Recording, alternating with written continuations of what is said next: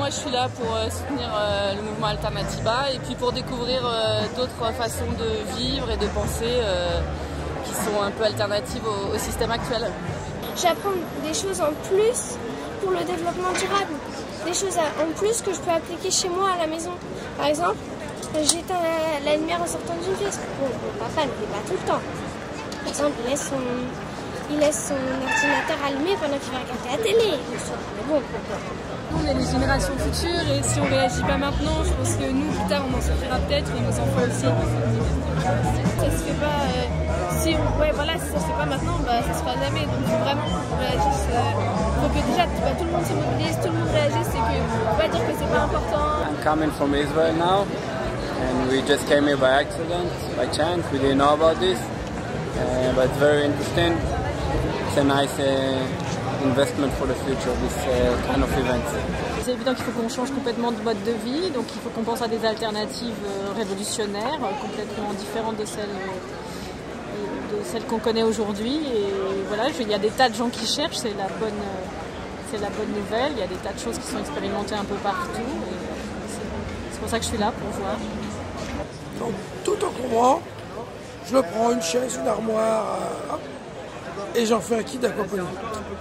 J'ai vécu longtemps très bien dans un monde capitaliste et tourné vers le plus avec le marketing.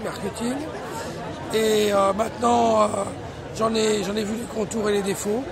Et je veux aller vers une société plus équilibrée, une société plus juste, trouver des alternatives même économiques qui aient du sens. Et qu'on ne soit plus dans cette agitation perpétuelle où on nous dit tous les matins on nous dit qu'il y a une crise. Donc ça on va arrêter. Donc moi je suis étudiante dans une école de commerce et je fais partie d'une option d'entrepreneuriat cette année et ils ont décidé d'axer tout le semestre sur la question du climat. Ça illustre bien le fait que les écoles de commerce aujourd'hui elles changent. Je pense qu'il y a quelques années on n'aurait pas axé une spécialisation entière sur un sujet comme ça. Plus on est nombreux à dire non c'est pas possible, non on le refuse et non on n'achètera plus ou voilà on boycotte tout simplement. Je pense qu'il y a un moment il faut chacun... Puis c'est notre santé maintenant. Voilà. Ça suffit de faire je gagne pas beaucoup d'argent mais maintenant je mange bon et je mange bien et je fais attention. Parfois, si c'est des légumes, par exemple des carottes qui restent, je les donne à mes souris. Et sinon, si c'est de la viande, je la congèle et je la mange le lendemain. Mes attentes sur la COP21, ce sont des engagements fermes.